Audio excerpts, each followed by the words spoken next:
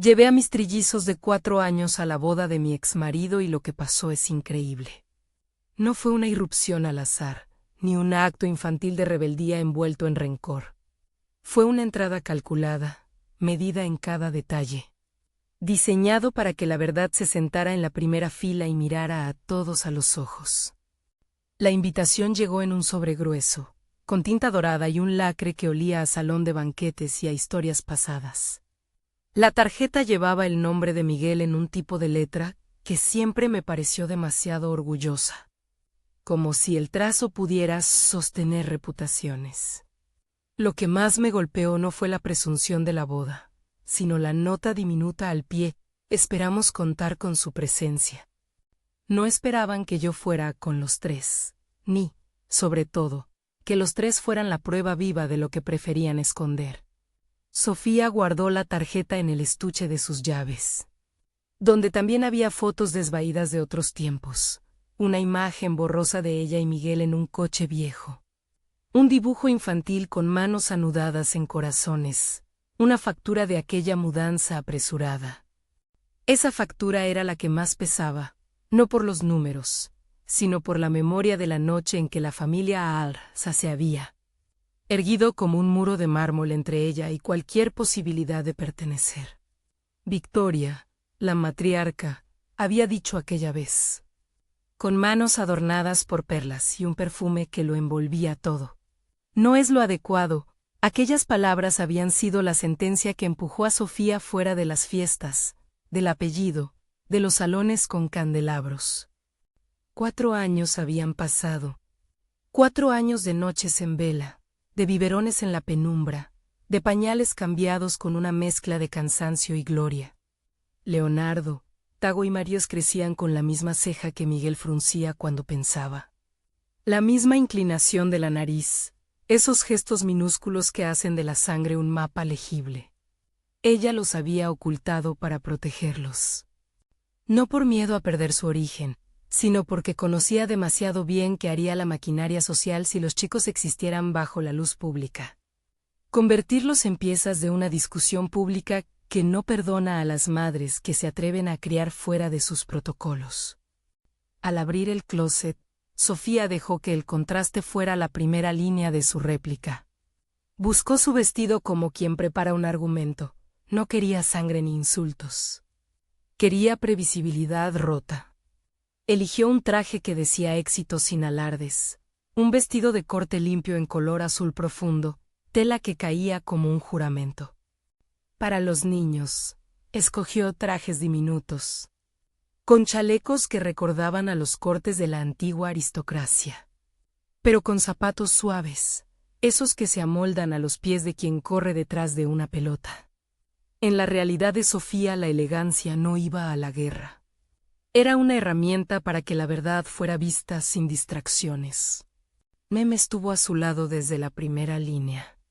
Era más que una asistente, era el refugio donde Sofía descargaba los pequeños colapsos cotidianos.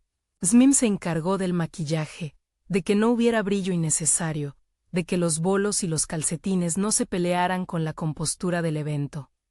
No vamos a hacer un escándalo, dijo Jasmine con la levedad de quien conoce el plan. Vamos a sentar la verdad en la mejor silla de la casa. El convoy que llevó a la familia hasta la mansión de los Al-Chara fue discreto, deliberadamente ordenado. 3 niños en el asiento trasero, con lunas empañadas por sus pequeñas respiraciones. La calle bordeada de olivos y faroles que alumbraban en filas. Pasar por el portón fue como cruzar un umbral temporal. A un lado, la ciudad que los conocía por paquetes de leche y reuniones en salas prestadas. Al otro, un mundo de mármol, luminarias, guardias y automóviles que parecían trajes de cristal. Sofía recordó, en esos minutos en que el motor era el latido propio, el día que Miguel la dejó. No hubo gritos, solo una conversación con la temperatura justa de lo definitivo. Él había dicho que necesitaba a alguien a la altura de su familia. Ella entendió por la forma en que pronunció las palabras que no era un pedido sino una sentencia. Se marchó con la violencia sutil de quien no quiere manchar su prestigio con las exigencias de la compasión. Ella se quedó con 3 latidos dentro y una determinación que no tiene términos sin propósito. Al llegar, la mansión parecía preparada para una ceremonia que se celebraba desde antes de que el primer invitado pusiera un pie en la alfombra. Los candelabros colgaban del techo como juramentos luminosos. Mesas con manteles de lino esperaban como páginas en blanco. Victoria estaba en la entrada, inmóvil como una escultura de porcelana, su collar de perlas descansando sobre una blusa que parecía hecha de orgullo. Miguel, impecable en su traje, sonreía con esa sonrisa de hombre que disimula nervios con clase. Isabel, la prometida, se movía por la sala con el torbellino de quien ha aprendido a convertir sus dudas en discreción. Cuando Sofía bajó del coche, los 3 niños saltaron como pequeños resortes, curiosos por el mundo que les rodeaba, un jardín de estatuas. Invitados en atuendos que les parecían personajes de un cuento, bocas que hablaban en tonos que los niños no comprendían. Leonardo rodeó la mano de su madre con la seguridad de quien sabe que ahí está el centro del universo. Go miró las flores con la fuerza de quien colecciona olores. El más serio, observó a Miguel en la distancia con una mezcla de extrañeza y reconocimiento. Como si conociera a un actor cuya cara ya había visto en un libro. La entrada fue calculada hasta lo mínimo. Sofía no buscaba aplausos ni susurros. Quería que la estancia entera experimente el desplazamiento de un orden. Caminó con los niños, saludando con una sonrisa medida, sin aspavientos. La alfombra persa se extendía como una declaración de intenciones. Invitados que conversaban en grupos se desordenaron y sus ojos fueron por un lachido hacia aquella familia que parecía salir de otro mapa social. Un ruido, una copa de cristal, golpeada por un codo inesperado, cayó y se hizo añicos sobre la madera.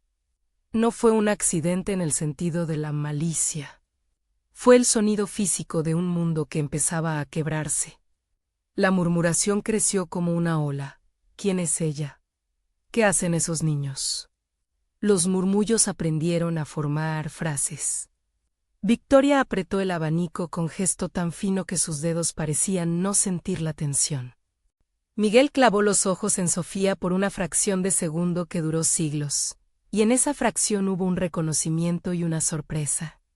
Su mirada se volvió un espejo roto donde se adivinaba el remolino de emociones. Había algo en la simetría de los rostros de los niños que rompía cualquier intento de negación. No se trataba solo de facciones, sino de una réplica en gesto, la manera en que Leonardo fruncía la nariz cuando olía algo a almendra, como hacía Miguel. La inclinación de la cabeza de Tego al escuchar una voz grave. La forma en que Matías arrugaba el labio al estudiar. Invitados que conocían a Miguel de antes comenzaron a moverse con la misma frase en la punta de la lengua. Se parecen mucho. Un fotógrafo, situado cerca de la entrada, levantó su cámara y el obturador comenzó a disparar. Como si hubiera sabido desde antes que aquello era un suceso que debía convertirse en imagen. Sofía no habló, dejó que el silencio fuera su aliada. Sus manos, por un segundo, apretaron los hombros de Leonardo. Y él respondió con esa confianza que solo los niños otorgan a quienes los aman sin condiciones. A su lado, Yasmín respiró lo suficiente para sostener la escena. Las voces subieron de tono, hubo chismes que se transformaban en acusaciones veladas, miradas que intentaban causar mármol con su juicio. Isabel, por primera vez, pareció perder la compostura. Su rostro dibujó una pregunta que no tenía respuesta y se alejó hacia una puerta lateral. Las garras invisibles de la incertidumbre apretando su garganta. Fue en ese instante cuando una mujer mayor, vestida con un traje que imitaba la arquitectura clásica, se acercó con paso deliberado. Victoria, la misma que había dicho no es lo adecuado años atrás, bajó el abanico. Sus labios se curvaron en una sonrisa que no alcanzaba los ojos. Sofía, dijo con la cooperación de quien pronuncia un nombre que evita la cercanía, qué sorpresa verte, las palabras fueron tan ceremoniales como todo lo que la rodeaba. Pero la sorpresa no era la de la anfitriona. La sorpresa era del sistema, que se vio expuesto a una contradicción. Miguel permaneció a unos pasos, como alguien que había advertido el filo de una noticia y no sabía si retirarse o avanzar. Sus manos, que años antes habían sostenido decisiones, temblaron imperceptiblemente. Había un color nuevo en su rostro. No era vergüenza, ni exactamente culpa, era el punto donde la incredulidad se encuentra con la posibilidad de enfrentar las consecuencias.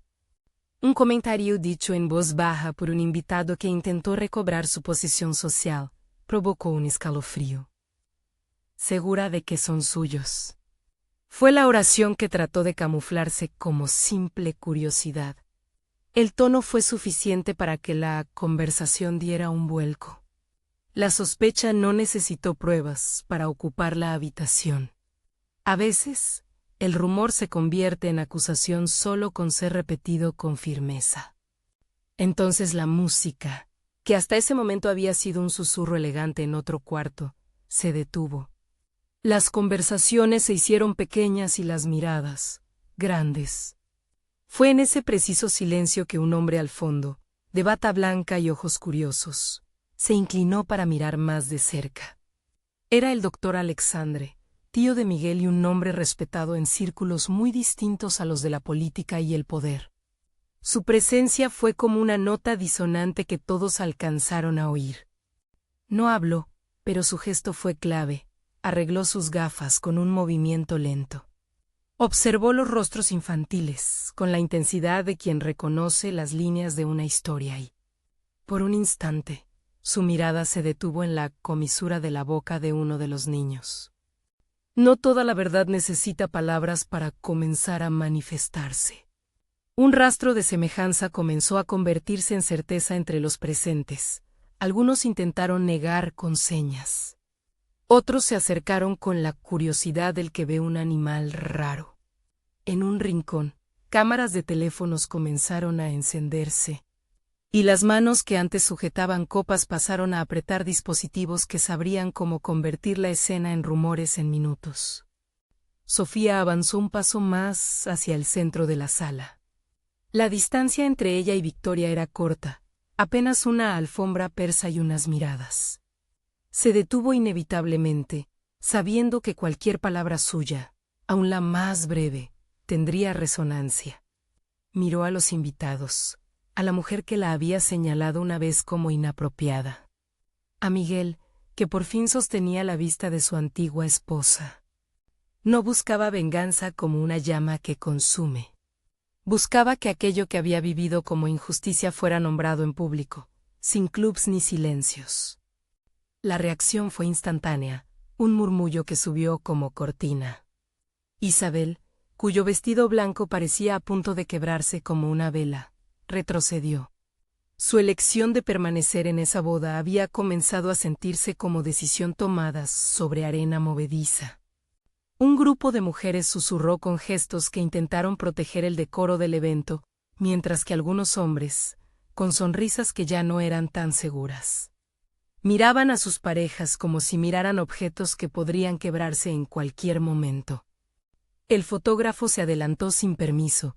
Sus flashes eran ahora el compás que marcaba el escándalo en cámara lenta. Las imágenes caerían luego en manos de editores hambrientos. Por ahora, flotaban en el aire con la intensidad de pequeñas explosiones de luz.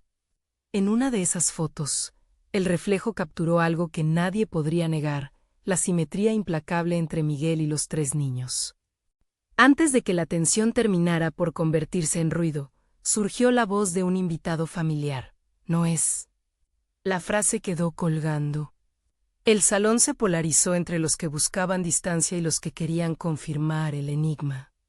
Fue entonces cuando Sofía, con la calma que se aprende tras años de dudas y decisiones forjadas por la necesidad, dijo en voz baja pero firme: «Estos son mis hijos».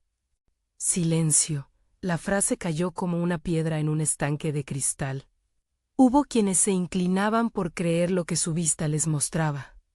Otros se abrazaban a la incredulidad como quien protege un honor. Victoria, visiblemente afectada, respiró con esa lentitud que pretende intimidar. «Sofía», dijo, y la palabra cargó todo el peso de un pasado en el que las puertas se cerraron por comodidad, esto es, complicado. Fue un intento de restar importancia, de convertir una verdad en un problema social a resolver discretamente. Un niño, sin comprender la gravedad que lo orbitaba, soltó la mano de su madre para tocar una flor que colgaba baja de un arreglo. Leonardo olió el pétalo con intensidad y luego miró a Miguel, sin aún saber que había despertado en otros. Tego se rió de una mosca distraída y Mathieu, serio y curioso, apretó la mano de Sofía con fuerza, como si supiera que su presencia era la pared que protegía la verdad. Sus gestos eran naturales, infantiles, ajenos a la maquinaria social que ya comenzaba a intentar procesar la noticia.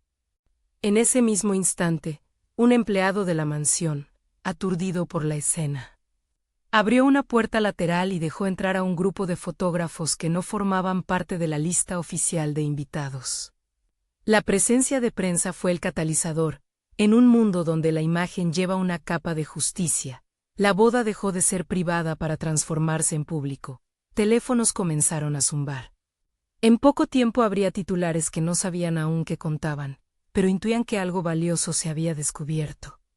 Sofía se mantuvo serena, pero por debajo de la compostura fluía la corriente de una decisión tomada. Sabía que lo que había hecho no tendría retorno inmediato. Había abierto una caja que liberaría polvo y luz. A su lado, Yasmín la observó con una mezcla de admiración y cautela. No permitiría que los niños fueran usados como arma. Su presencia en la boda era, sobre todo, un acto de justicia para ellos, darles un lugar frente a quien podría negarlo. Fue en ese punto, con los flashes bañando los rostros y las voces enredándose en su propia confusión, que Sofía dejó caer una pregunta destinada a recortar la niebla. ¿Alguno de ustedes puede negarlo a la vista? La pregunta no pedía una respuesta legal, pedía una observación honesta, un testigo. Nadie la ofreció. Las miradas se devolvieron unas a otras. Si te preguntan qué harías si estuvieras en el lugar de Sofía, si ves a tus hijos frente a la familia de tu ex en un escenario así, ¿qué responderías? Comenta abajo. Quiero saber cómo te imaginaste esa escena antes de que la siguiente puerta se abriera. Quedó en el aire ese llamado a la reflexión, y la habitación retomó, por un instante, la coreografía de la espera. Nadie aún había tomado el rumbo definitivo. Algunos se alinearon con Victoria en la teoría del escándalo. Otros se mostraron inquietos por Isabel, que aunque presente, comenzaba a tambalear con la fuerza de quien ve su futuro tambalear. Miguel, por su parte, parecía tener su mundo partido en dos. Por un lado, la promesa reciente de una alianza social con Isabel. Por otro, la sombra viva de unos niños que compartían sus rasgos y, por ende, sus obligaciones. El doctor Alexandre se movió con tranquilidad hacia el centro, como quien ha decidido poner palabras en una ecuación que necesita resolver. Nadie se resistió a su autoridad intelectual. Había en su paso la gravedad de quien sabe que una observación suya pesará. Ajustó las gafas, miró a los niños con la curiosidad de quien descifra huellas en la nieve. Y dijo, sin estridencias, la similitud es notable. No afirmó la paternidad, no la negó. Nombró lo evidente y dejó que la evidencia siguiera su curso. La sutileza de su intervención fue suficiente para que algunos ojos buscaran a Miguel, como si la verdad, de repente, exigiera una respuesta. Él sostuvo la mirada de su antigua esposa. Sus labios parecían decir algo que no se atrevían los oídos a recibir. En la cima del salón, el murmullo se transformó en un rumor que mordisqueaba fibras. Isabel volvió a desaparecer por aquella puerta lateral, quizá con la sensación de que su castillo estaba a punto de inclinarse. Mientras tanto, fuera del salón, la ciudad comenzaba a hacerse eco. Los primeros mensajes llegarían en minutos, fotos, preguntas, juicios. Para la familia Alctara, la posibilidad de controlar la narrativa menguaba con cada segundo. Para Sofía, era la primera vez en años que sentía que su verdad no necesitaba intermediarios para erguirse. La entrada de los trillizos no solo había quebrado la ceremonia, había activado, de golpe, la maquinaria social. Invitados que minutos antes conversaban de arte y negocios ahora discutían sobre moralidad y obligaciones. En el corazón de todo eso, los niños seguían siendo niños, confundidos por las luces, con hambre quizá, con ganas de jugar.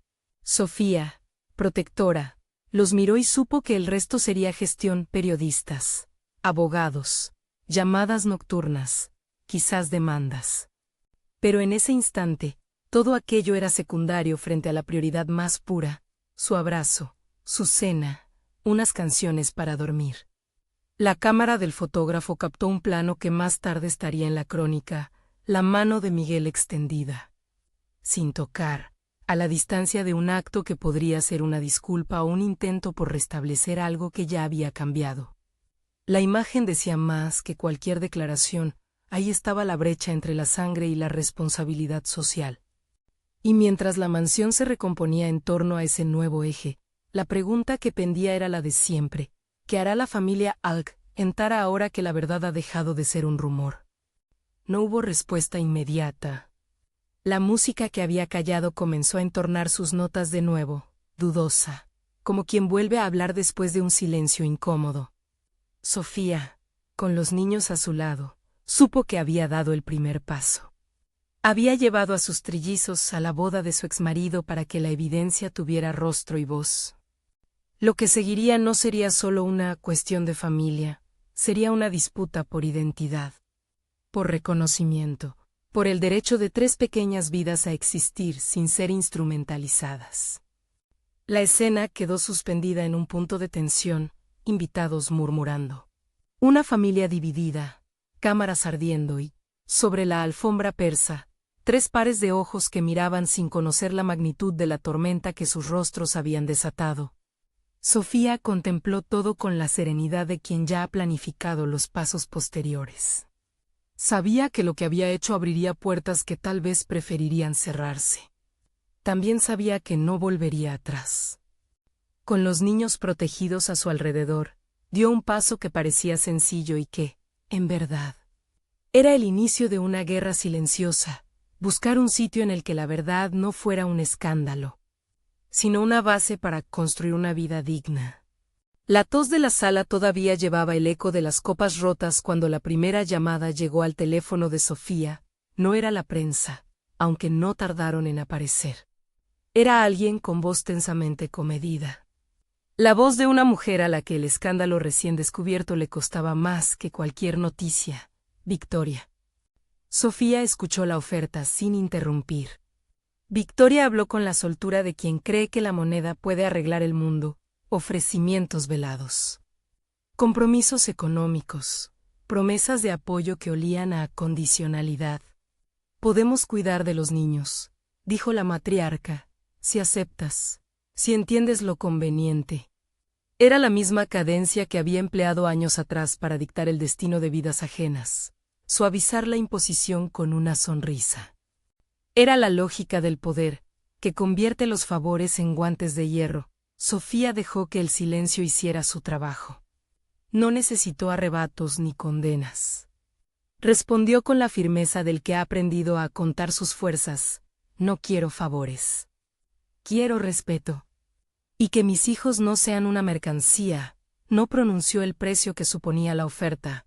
No pedía dinero por orgullo. Pedía que se respetara la integridad de esos 3 pequeños que ya no existían en la sombra.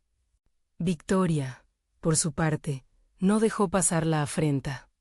Movió piezas. Ya esa misma noche, cuando los titulares no existían todavía pero las fotografías corrían como ríos en las manos de editores, la familia Alk comenzó a organizar su defensa. Abogados con trajes impecables activaron la maquinaria. Correos electrónicos se escribieron con letra escalofriantemente cuidadosa. Miguel, al azar de sus noches, recibió más de una llamada en la que la voz de su madre sosegaría cualquier decisión precipitada: no nos expongas. Pero nadie entendía que la exposición ya había ocurrido. La verdad se había encontrado con su público y no había más tejido capaz de cubrirla. Para Sofía aquello significaba dos cosas claras: proteger a sus hijos y convertir la tormenta mediática en una estrategia segura, donde la prioridad no fuera el orgullo, sino la estabilidad diaria de 3 pequeños corazones. La casa de Sofía, lejos de la mansión de mármol, se llenó de teléfonos y papeles. Smim controló la entrada de fotógrafos sin perder el gesto amable. Torres, un abogado que conocía la línea entre la justicia y el circo, llegó con una carpeta rellena de opciones prudentes. Sofía, con 2 mochilas colgando de los hombros y un niño pidiendo galletas, escuchó la propuesta de su equipo: pruebas. Demandas previsibles, medidas de protección. No quería un espectáculo legal que hiciera de sus hijos un asunto público permanente. Quería límites claros. Se habló de pruebas, sin entrar en tecnicismos. Se habló de testigos, de documentos que demostraran estabilidad, de fechas, de nombres. Se habló, también, de dinero. Victoria Menos y con ella la red de Al-Aqtara presentaría recursos y, con ellos, la posibilidad real de una disputa por la custodia si la familia decidía llevar el caso a los tribunales. Sofía no era ingenua. Sabía que el dinero compra procesos y que el prestigio mueve veredictos en las conversaciones entre cenas y fundaciones. Por eso su estrategia fue la contraria del escándalo: minimizar, consolidar, dejar que su fortaleza cotidiana fuera la evidencia más clara. En los días que siguieron, la prensa hizo su trabajo. Las fotos de la boda aparecieron en portales, en redes, en conversaciones de salón. Fue un reflejo del tiempo, opiniones polarizadas, titulares que mezclaban morbo y juicio, y una legión de comentaristas con certezas ajenas.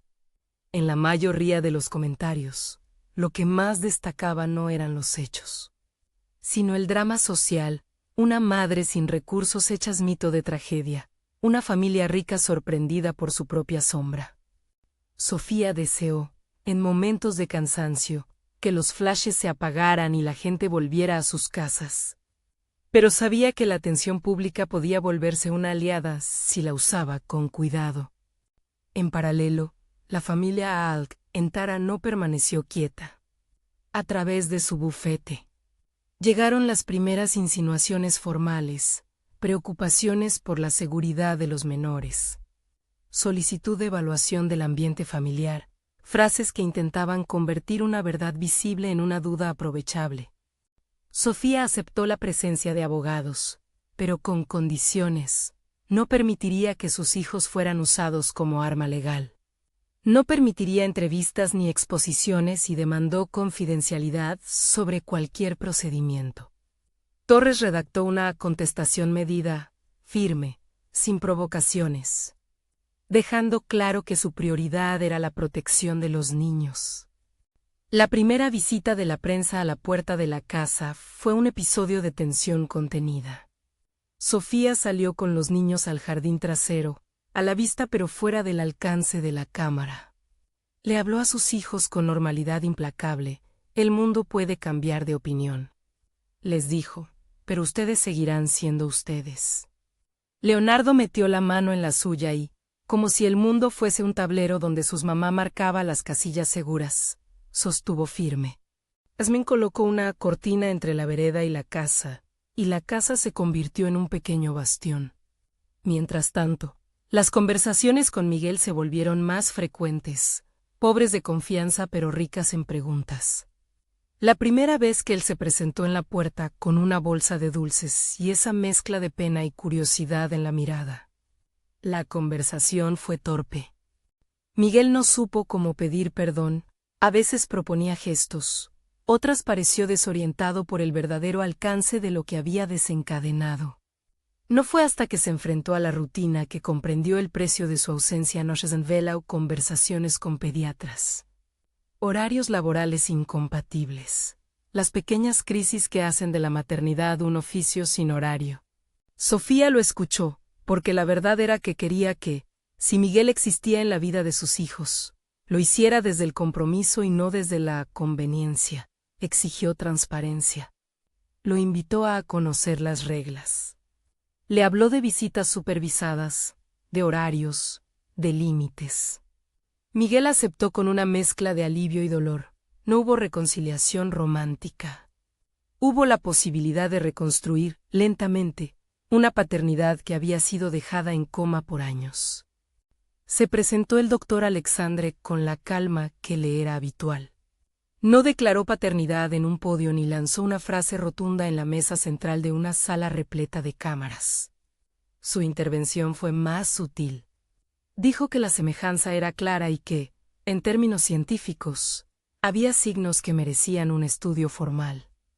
Eso bastó para que la prensa comenzara a hablar de pruebas oficiales. Y bastó para que la familia Akhtar cambiara su estrategia, si no podían negar la genética a los ojos. Intentarían refrendar su propia versión de los hechos y disputar las condiciones en que los niños permanecerían bajo la tutela de su madre. Llegó la demanda.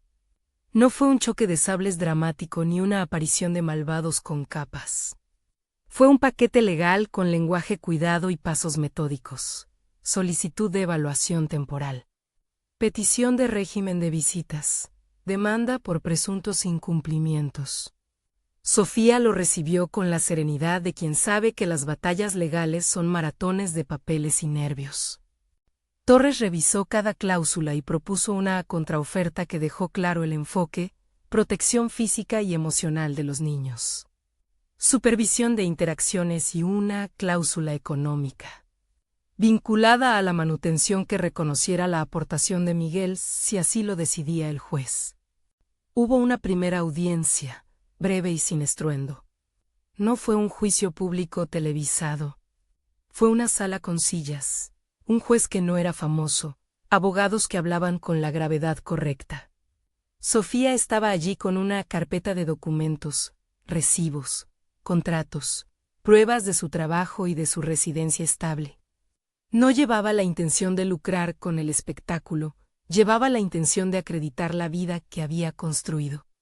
Miguel llegó más pálido que antes, con la voz que le flaqueaba, y se sentó a su lado, sin tocar. Nadie salió con una victoria rotunda esa mañana. Salieron con líneas trazadas, visitas supervisadas, audiencias futuras, órdenes provisionales. La disputa se transformó en una negociación larga y estratégica. Victoria intentó comprar silencio. Ofreció un acuerdo económico generoso a cambio de un compromiso de discreción. Sofía rechazó la compra del silencio. No se trataba de orgullo moral.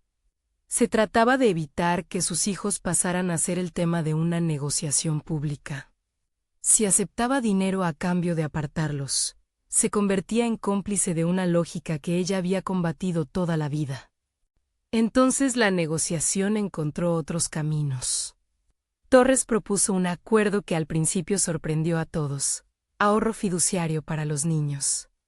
Con fondos depositados en una cuenta a nombre de los menores y con condiciones claras para su uso, educación, salud y manutención. A cambio, la familia Alt pedía visitas regulares con supervisión profesional y una cláusula de no divulgación, para proteger la intimidad de los niños. Era, en apariencia, una solución de compromiso, dinero que garantizaba seguridad material y visitas que conciliaban el derecho del padre a conocer a sus hijos con la necesidad de protección. Sofía no cedió sin pelear. Pidió garantías reales, sesiones obligatorias de acompañamiento psicológico para el acercamiento, horarios fijos, presencia de un tercero neutral en las primeras visitas, y la condición no negociable de que cualquier comunicación pública sobre el tema requiriese consentimiento.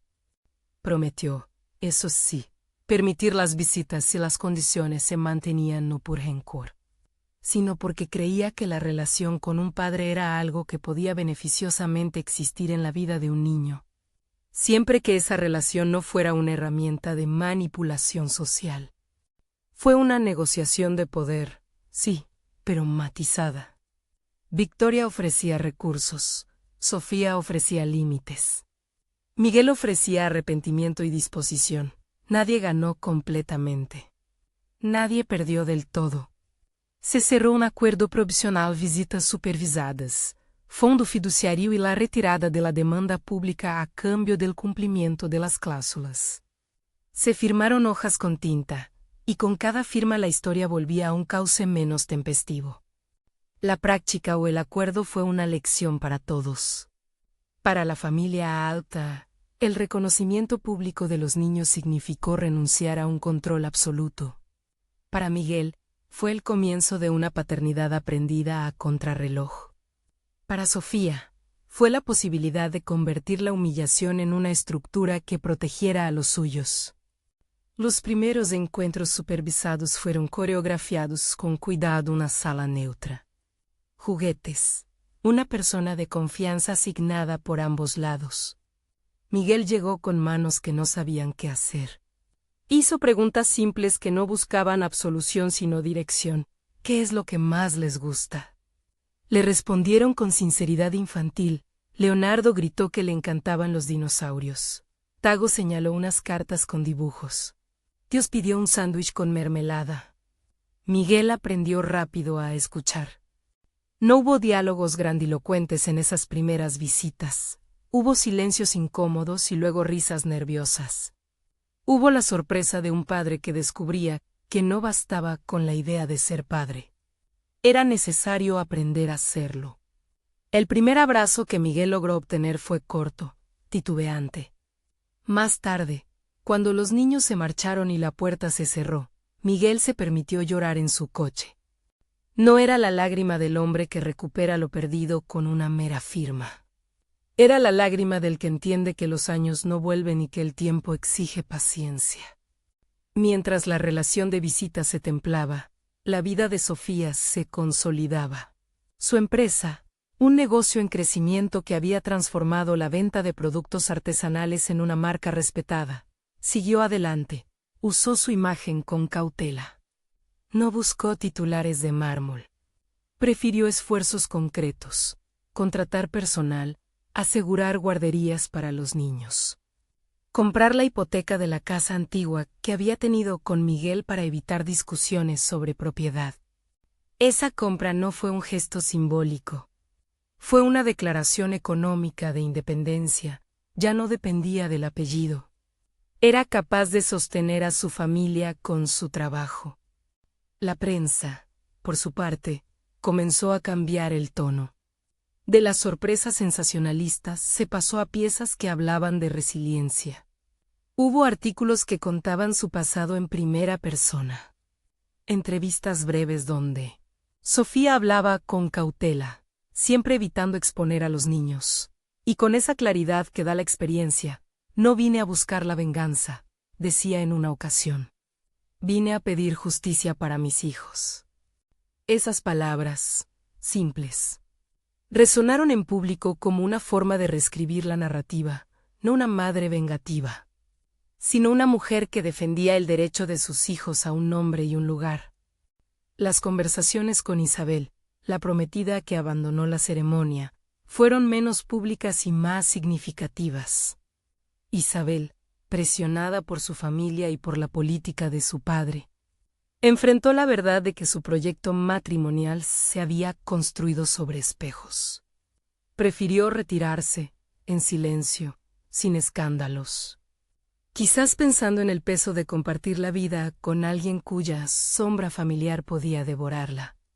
Su retirada fue, en parte, la confirmación de que la boda ya no era solamente una unión entre dos personas, sino un pacto social que había sido puesto en jaque. Numpo Miguel comenzó a mostrar un cambio que no gozó de prensa ni de anuncios. Volvió a pagar parte de la manutención. Volvió a llamar cuando los niños estaban enfermos y preguntó por los horarios de cole. Participó en reuniones escolares cuando fue necesario, tímido pero siempre presente. Aún así, Sofía guardó límites. Los niños no eran una puerta abierta al pasado, sino un puente que se construía paso a paso. En casa, la vida halló sus ritmos. Los fines de semana con Miguel eran, al inicio, un conjunto de rutinas pautadas, ir al parque con un profesional, merendar con alguien que supervisara, aprender a armar rompecabezas juntos sin que Miguel intentara imponerse. La confianza creció. Hubo un momento que Sofía recordaría siempre, una tarde de otoño en la que Miguel, sin cámaras ni abogados, se sentó en el suelo con los niños y les mostró cómo construir una casita de cartón. Los niños lo imitaron con esa dedicación absoluta de quien copia lo que le gusta. Leonardo gritó, contento, «Papá lo sabe hacer», y Miguel rió con la simpleza de quien ha descubierto un oficio nuevo. Las cámaras no cubrieron esa escena. Fue íntima, ligera, sin testigos. Para Sofía fue suficiente. Observó desde la cocina, con una taza de té caliente entre las manos, y vio cómo la presencia de Miguel cambiaba. Ya no era la sombra del hombre que la dejó, sino la presencia que, reconocida y limitada, aprendía a acompañar. No todo se arregló. No todos los rencores se disolvieron. Pero la posibilidad de que sus hijos tuvieran a un padre presente, sin manipulación ni fanfarrias, fue una victoria distinta y profunda. En el trabajo, el crecimiento de la marca de Sofía se tradujo en estabilidad para la familia. Contrató a una encargada de relaciones públicas experta en manejar crisis. No porque quisiera manipular la opinión pública, sino para establecer fronteras y evitar que los niños volvieran a ser noticia por decisiones de adultos. Invirtió en una guardería interna y en un plan de educación que garantizara fondos específicos para la infancia. Cada decisión tenía esa mezcla de pragmatismo y ternura que la caracterizaba. Proteger a sus hijos sin convertirlos en víctimas ni en estandartes. La familia Alctara, por su parte, experimentó cierto desgaste social. No fue la caída de un imperio, ni un escarnio público eterno. Fue, más bien, una corrección moderada. Invitados discretos dejaron de asistir a reuniones, sponsors cancelaron invitaciones, los murmuradores encontraron otros temas. Victoria, que había sido poderosa en su red de subsidios y cenas, halló que la influencia no era eterna. Algunas puertas se cerraron. Otras permanecieron abiertas. Aprendió, por ejemplo, que la riqueza no era un abrigo contra todas las humillaciones y que la verdad tiene una forma obstinada de encontrar luz. La historia encontró su propio ritmo. Se escribieron acuerdos adicionales, horarios de visita adaptados al crecimiento de los niños, mecanismos de comunicación que no involucraran al público, y compromisos de educación firme para los menores. Miguel se volvió más presente, sí, pero la responsabilidad mayor siguió siendo de Sofía. Ella no delegó el cuidado del alma de sus hijos en la idea de un apellido, lo dirige, supervisa y alimenta. En los pequeños detalles es donde se notaba el triunfo de Sofía. Un día, en el cumpleaños de los trillizos, en lugar de una tarta ostentosa, organizó una fiesta íntima en el parque con globos y amigos de la infancia. Invitó solo a quienes respetaban la privacidad y la calma. Hubo una piñata y risas. Miguel fue, de nuevo, un invitado que cumplía el papel que la ley y el acuerdo le permitían. Le dio a los niños un regalo sencillo, un libro ilustrado sobre pájaros. Los niños lo aceptaron con la generosidad infantil que no pide cuentas al pasado. La historia pública, por su parte, tomó otra dirección. Periodistas interesados en los nombres cambiaron su foco hacia historias de superación y liderazgo empresarial. Sofía, cuando fue consultada, habló de la maternidad como motor creativo, como la necesidad de sostener a sus hijos la había empujado a construir algo propio. Esa narrativa resonó con muchas mujeres y generó una ola de apoyo que mitigó, en parte, la sombra que los Alctara habían intentado proyectar. Había, sin embargo, momentos de fricción que no desaparecían con los acuerdos. Hubo una vez en la que un almuerzo familiar se volvió tenso. Victoria insinuó que las decisiones de Sofía como madre eran poco apropiadas para el círculo social. Sofía respondió sin violencia. Explicó que su prioridad no era caer bien en los salones, sino ofrecer seguridad y amor. Esa respuesta, calmada y decidida, Fue un golpe más efectivo que cualquier grito. La conversación terminó como debió terminar, con cada parte sabiendo qué posiciones no cruzaría la otra. El paso de los años trajo una estabilización. Los niños crecieron con la certeza de sus raíces, sin que el apellido fuese una camisa que les ajustara sin pedirles consentimiento. Leonardo aprendió a tocar una pequeña flauta, Tago se volvió obsesivo con los insectos y Machos escribió cuentos en cajitas. Miguel, por su parte, se convirtió en un hombre más humilde. No todos los rasgos se transformaron, su familia siguió siendo poderosa, pero él había descubierto un territorio donde su influencia no bastaba. Tuvo que aprender a sostener el afecto con constancia. En una tarde templada, cuando los niños corrían por el jardín y el sol dibujaba sombras largas, Sofía se sentó en la terraza con Yasmín y revisó todo el camino recorrido. No celebró la humillación de nadie, celebró la seguridad de su familia. Sabía que la venganza, tal como la habían imaginado algunos, no era un acto de desquite. Su revancha había sido otra: prosperar, construir, proteger. Había convertido la ofensa en una base para el futuro de sus hijos.